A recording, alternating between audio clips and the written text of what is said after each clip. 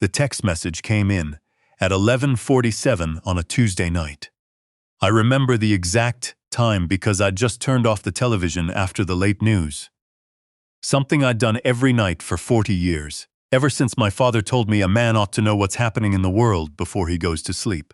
I was walking toward the bedroom, still in my socks, carrying a half-empty glass of water. My phone buzzed on the kitchen counter. I figured it was my buddy Archie, who had a habit of texting at odd hours about nothing in particular. Box scores, weather, links to articles I'd never click. So I wasn't rushing. I set the glass down, picked up the phone, and looked at the screen. It was from my daughter, Priscilla. "Dad, we need you to stop coming by the house unannounced. Honestly, it would be better if you just gave us some space. Don't reach out for a while. We'll contact you when we're ready." I read it twice, then a third time. I stood there in my kitchen in Knoxville, Tennessee, in my socks, with the refrigerator humming behind me, and I read those 3 sentences until the word stopped making sense, the way a word stops making sense if you stare at it long enough. I typed back one word, "Okay." Then I put the phone face down on the counter, finished my water, and went to bed. I did not sleep.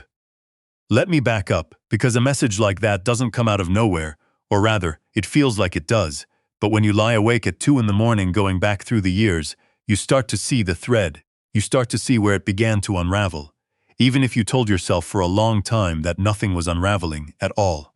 My name is Miles. I'm 64 years old. I spent 31 years as a structural engineer, mostly working on highway infrastructure, bridges, overpasses, load-bearing systems. I retired at 62 with a decent pension, a house I'd paid off, and what I thought was a reasonably good relationship with my only child. Priscilla is 37. She's smart, genuinely, impressively smart, the kind of person who reads everything and remembers it all. She got that from her mother, Beverly, who passed away from ovarian cancer 11 years ago. That was the hardest thing I've ever lived through, losing Bev. Priscilla and I held each other up through that. Or I thought we did. Maybe I was leaning on her more than I realized. That's something I've had to sit with. Priscilla met her husband, Chadwick, Chad, everyone called him, about 8 years ago at some conference in Atlanta. He was in commercial real estate doing well, or so he said. He was the kind of man who talked in a way that made you feel like you were missing context, like there was a smarter conversation happening just slightly above your head that you'd understand if you were a bit sharper. I never warmed to him. I told myself that was my problem, my overprotective father instincts, so I kept it to myself. They got married 6 years ago. I gave a toast. I meant every word of it.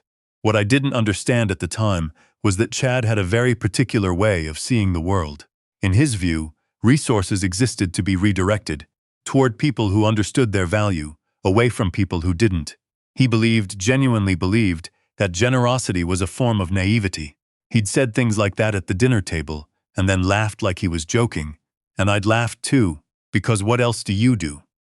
The trouble started, or at least the trouble I could see started, about 2.5 years ago. Bev and I had done well over the years. We'd been careful. We weren't wealthy in any flashy way, but we had the house in Knoxville, a vacation property in Gatlinburg, a small cabin that Bev had loved, that we'd rented out occasionally over the summers, and a retirement portfolio that her father had helped us start back in the early 90s. By the time I retired, between the pension, the portfolio, and the properties, I was sitting on something in the neighborhood of $2.4 million in total assets. I don't say that to sound impressive. I say it because it matters to the story. About 2.5 years ago, Chad lost a major deal. I don't know the full details. He never gave me full details about anything. But I gathered that a development project he'd been leading in Nashville fell apart in the financing stage and left him significantly exposed. He came to me and Priscilla, to me, and said he needed a bridge loan, just temporary, 60 days, maybe 90. He had another deal closing that would cover it, no question. I lent him $40,000. I know how that sounds now, but at the time he was my son-in-law, my daughter's husband, my only real family left, and $40,000, while not trivial, was manageable. He signed a promissory note. I had a lawyer draw it up. I wasn't completely naive, and we set a repayment date. The 60 days came and went. He asked for an extension. I gave it. The Nashville deal he'd mentioned closed, he said, but complications had pushed the liquid proceeds out further. There was another opportunity in Chattanooga. He was going to make this right, he said. He wanted me to know he took this seriously. I'm going to fast forward here, because the pattern is probably already clear to you, even if it wasn't clear to me while I was living it. Over the next 18 months, the total I'd extended to Chad, through a combination of that original loan and 2 subsequent ones, had grown to $112,000. Each loan had a signed agreement. Each one had a repayment date that passed without payment. Each time I raised it, Chad had a new explanation, a complication, a closing that got delayed, a partner who'd pulled out at the last minute. And each time, Priscilla would be in the room, nodding, looking at me with an expression that I can only describe as a gentle warning. Don't push. Don't make this harder than it needs to be. I don't know exactly when Priscilla shifted from being my daughter to being Chad's ally against me. I don't know if she made a conscious choice or if it happened slowly, the way water reshapes stone. Not all at once, but over time. So gradually you don't notice until the stone is already different. But by the time that text came in on that Tuesday night, the shift was complete. Here's what I want you to understand about the months leading up to that message. I had started asking questions. Not confrontational questions. Not angry. I'm not an angry man, and I've never thought anger was useful in situations where you actually need to understand something. I would ask things like, Chad, can we sit down and go through where things stand with the repayments? Or, Priscilla, I'd like to get a clearer picture of the timeline here. And what I got back, increasingly, was not answers but deflection, business, vague reassurances. And then, more and more, a kind of quiet irritation from Priscilla. As though my asking was itself the problem. As though I was being unreasonable for wanting to know where $112,000 had gone. There was a dinner, maybe 6 weeks before that text, that I think about often. We were at their house in West Knoxville. A nice house, 4 bedrooms, finished basement, the kind of house that requires a certain income to maintain. Chad had opened a good bottle of wine, which was usually a sign he wanted something. He started talking about an opportunity in Florida, a condo development near Tampa. The numbers were extraordinary, he said. The timing was perfect. He was putting together a small group of investors, just people he trusted, people close to him. He looked at me when he said that. I looked back at him and said I'd think about it. He laughed. He said, Miles, come on, when do you think like this? You're an engineer. You understand how things are built. And I said very calmly, I understand exactly how things are built, Chad. And I understand what happens when the foundation isn't sound. The table got quiet. Priscilla changed the subject. I drove home that night with something settled in my chest, like a decision that hadn't quite reached the surface yet, but was already made somewhere deeper down. That night I pulled out the loan documents. I spread them on my kitchen table and I looked at them for a long time. $112,000, not 1 penny repaid. I called my attorney the next morning. Her name is Rosalind. She'd handled the estate work after Bev passed, and she was the kind of lawyer who didn't waste words. I told her what I had. She told me what my options were. And then I said, before we do anything formal, I want to understand my own financial picture better. All of it. That's when I started paying closer attention. You have to understand. I had given Priscilla limited access to a joint account I'd set up years ago, back when Bev was sick, and I'd needed someone who could manage things if I was at the hospital. It was a practical arrangement, not a financial gift.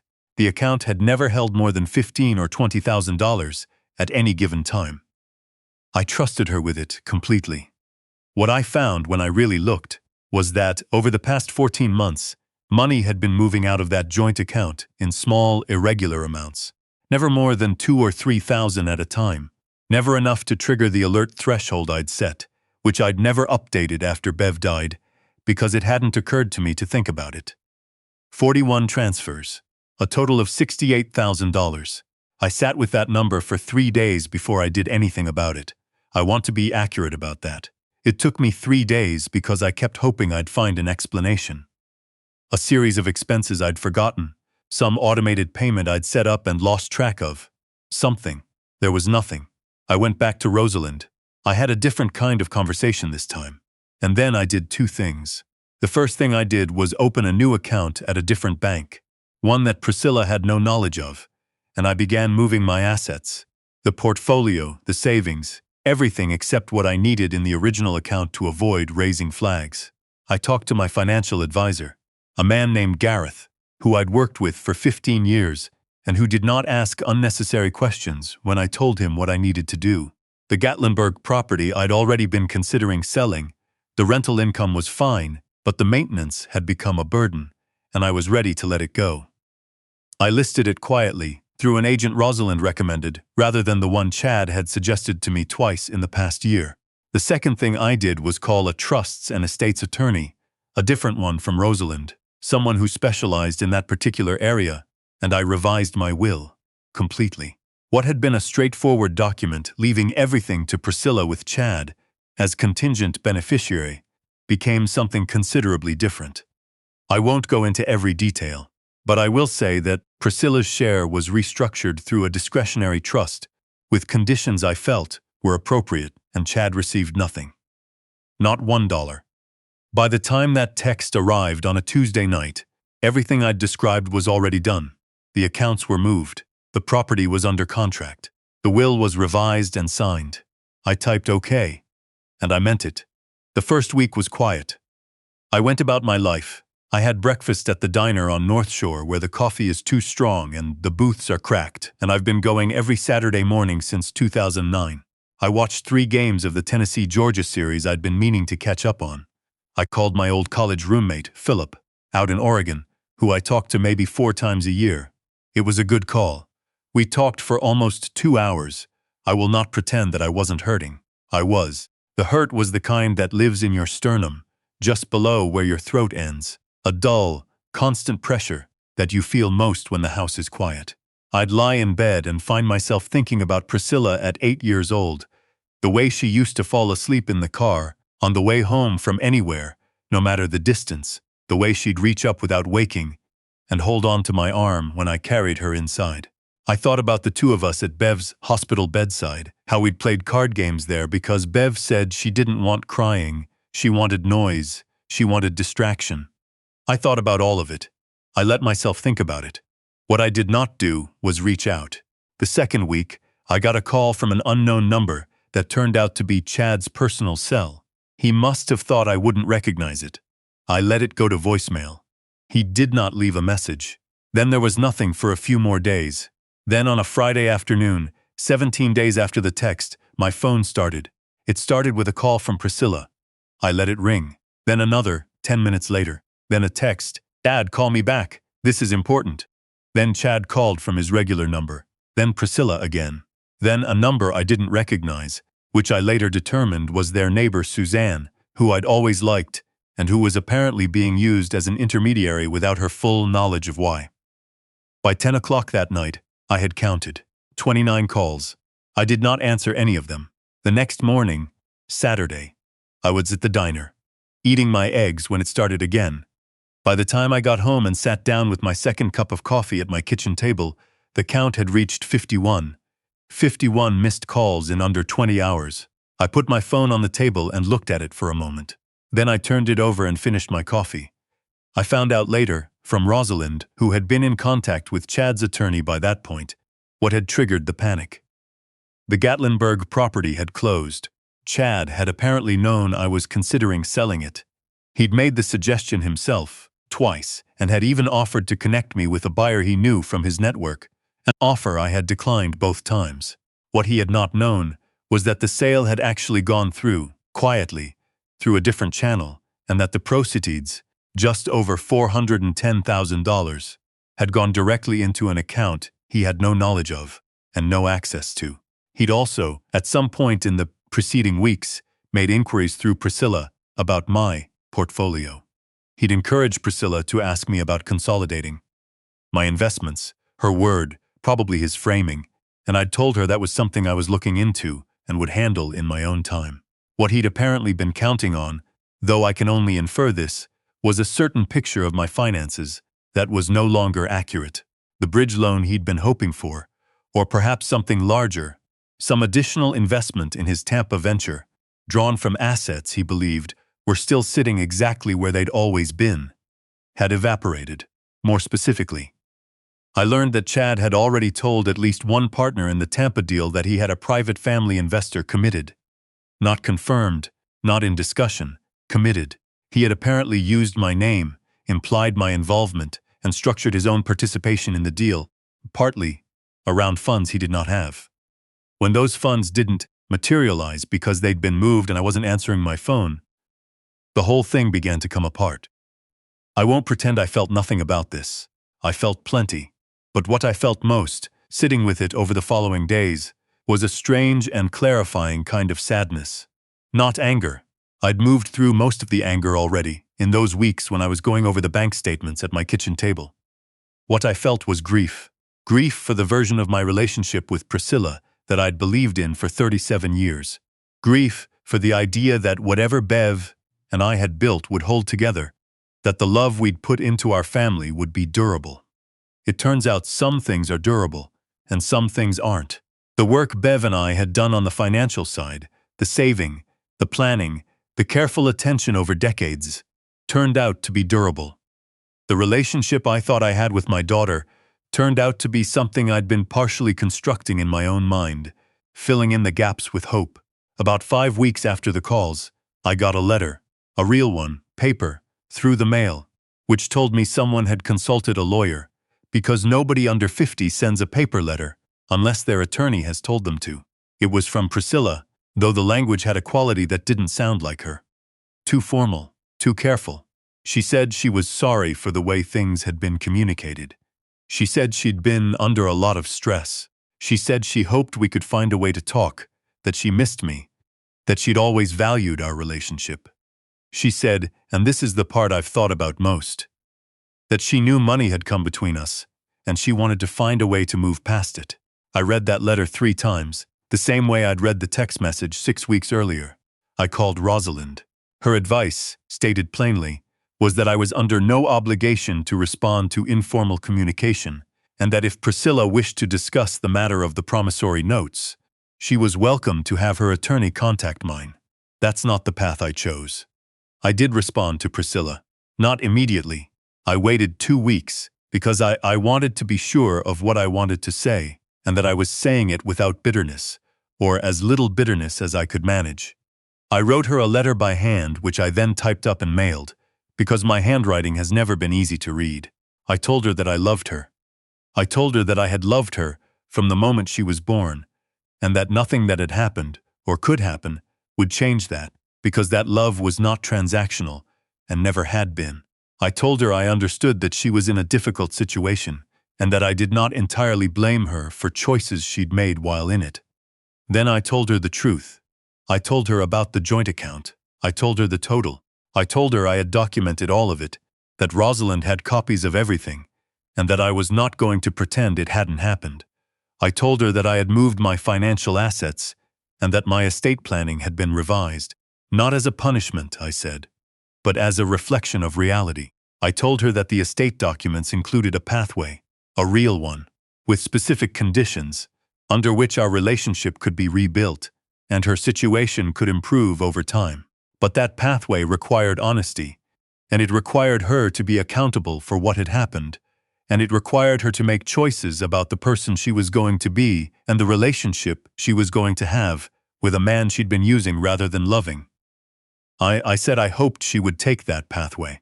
I said I would be here if she did.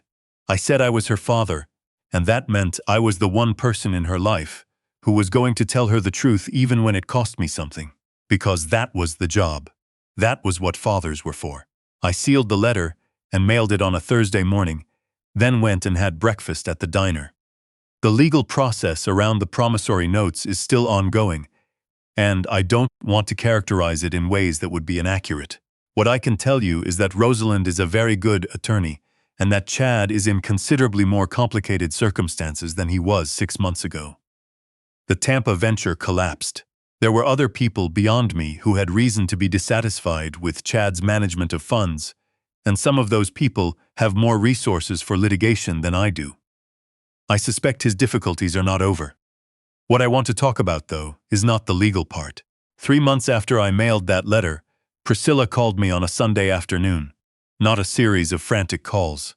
One call, on a Sunday, at about 2 in the afternoon, which is when we used to talk, back before everything, because Sunday afternoons were slow and easy and good for conversation, I answered. She cried for the first 5 minutes, and I let her. Then she talked and I listened. She told me things I already knew, and things I hadn't known, and things I suspected. She told me that Chad had told her, early in their marriage, that my attachment to her was unhealthy, that I'd been holding her back, that a good husband protected his wife from that kind of enmeshed family dynamic. She said she'd believed him, or half believed him, because she'd already been doing some of the work of separating herself from the grief of losing Bev, and she'd confused the two things. She said she was sorry. She said it more than once, and I believed her. I didn't say I told you so. There's no version of that conversation that helps anything. What I said was that I was glad she called. That was true. I said we had work to do, real work, not just agreeing to move on, and that I was willing to do it if she was. That was also true. She's living on her own now, in an apartment in East Knoxville, not far from the university. Chad and she have separated. The divorce is in process. She found a therapist she likes, a woman named Dr. Abernethy, and from what Priscilla says, the sessions are hard and useful, which is exactly what good therapy is supposed to be. We have Sunday calls now. They're not the same as they used to be, and I don't think they should be.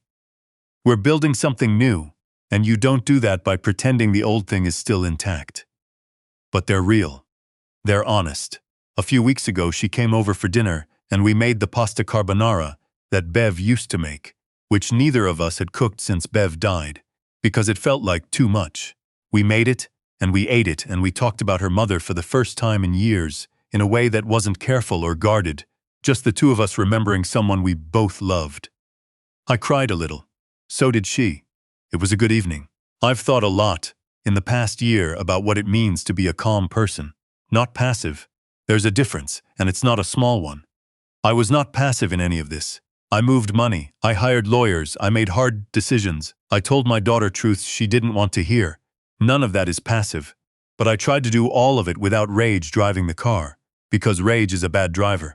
Rage runs red lights and misses turns, and gets you somewhere you didn't intend to go, and can't easily get back from. My father used to say that the loudest man in the room was usually the one who understood the least. I've tried to live by that, with varying success. There were nights in all of this when I was not calm, when I sat at my kitchen table looking at those bank statements and felt something in me that I don't have a polite word for. But I didn't act from that place. I waited until I could think clearly, and then I acted from there. I'm 64 years old, and here is what I know. Money is a tool. It's a genuinely useful tool. It bought the security that meant Priscilla and I could rebuild, that I could make choices from a position of stability instead of desperation. But it's still just a tool. The inheritance I leave my daughter, if we get there, and I believe we will, matters less than the fact that we're still talking, still telling the truth to each other, still building something on a foundation that's actually sound this time. Bev would have hated all of this. She would have hated the conflict and the lawyers and the terrible year of it. But I think she would have understood what I was trying to do, which was not to punish anyone, but to refuse to disappear. To refuse to be erased. To stay here, in my kitchen in Knoxville, in my socks, and be exactly who I am. A father who loves his daughter. A man who paid attention. A man who is still standing. The refrigerator is still humming. I'm still here.